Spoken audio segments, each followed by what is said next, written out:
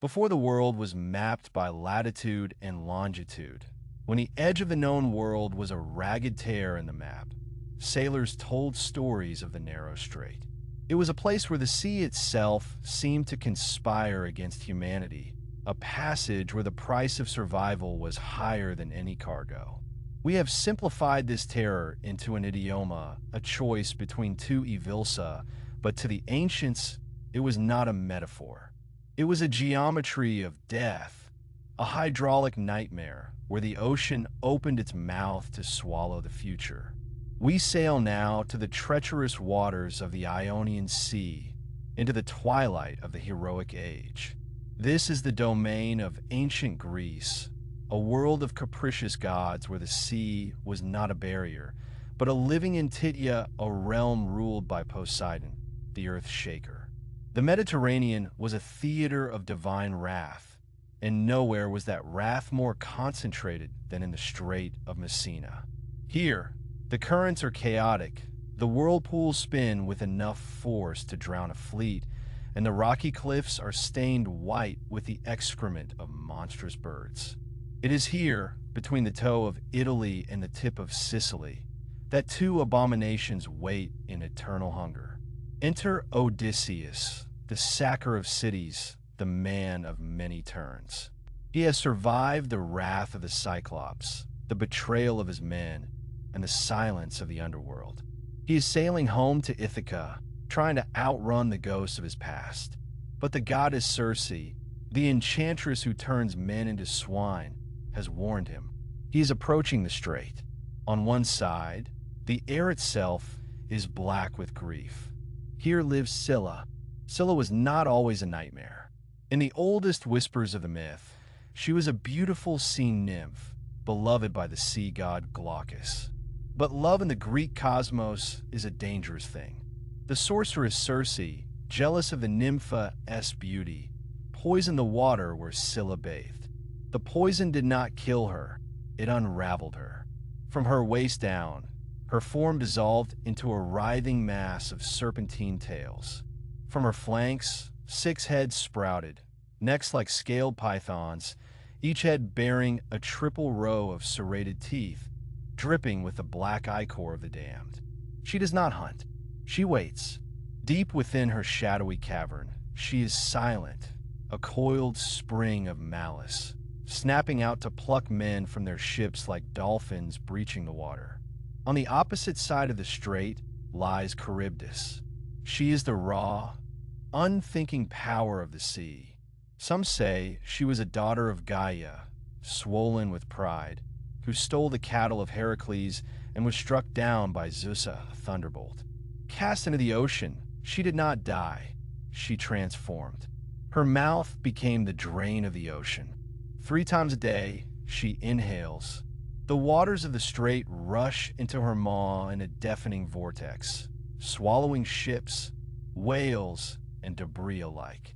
Then, she belches forth the churned wreckage and crushed bones, spewing a fountain of brine and foam high into the air.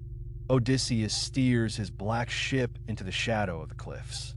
The water is unnaturally calm, a mirror reflecting the dread above.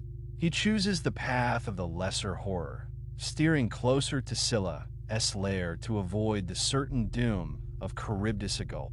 It is a tactical decision born of necessity, a sacrifice of the few for the survival of the many.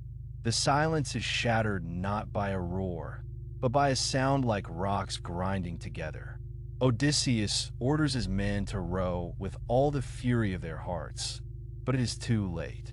From the gloom of the cliff face, 6 long necks uncoil, striking with the speed of vipers. The men scream. Odysseus, standing at the helm, sees his comrades lifted high into the air, writhing in the jaws of the beast.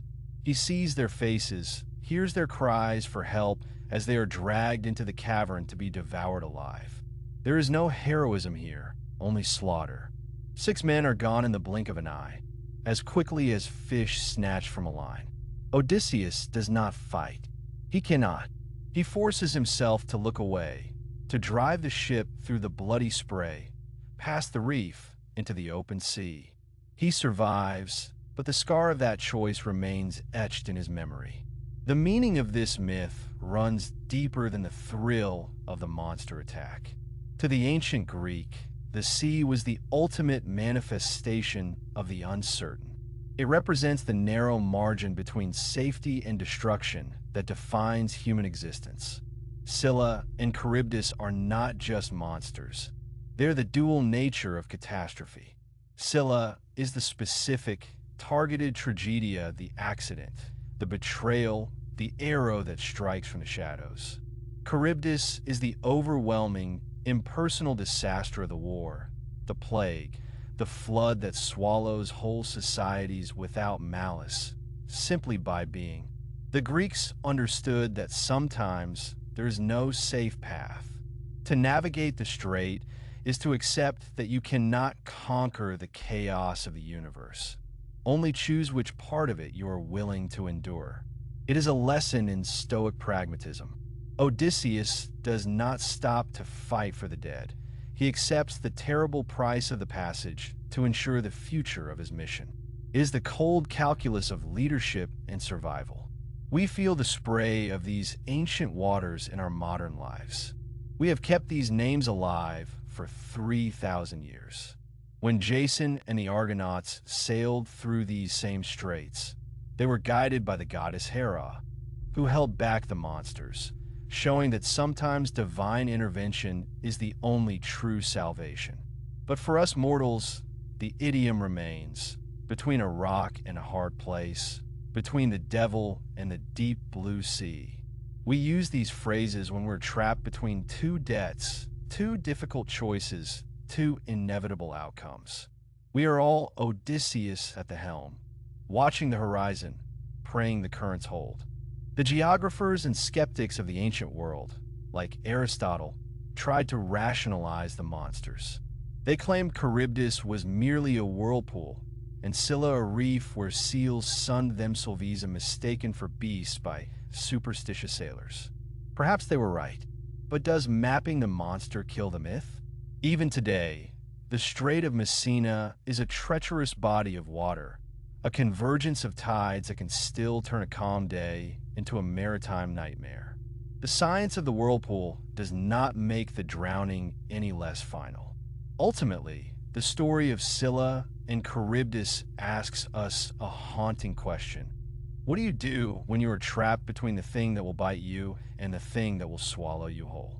The myth reminds us that courage is not about the absence of fear, but the fortitude to steer the ship through the narrowest channel, even when you know the cost.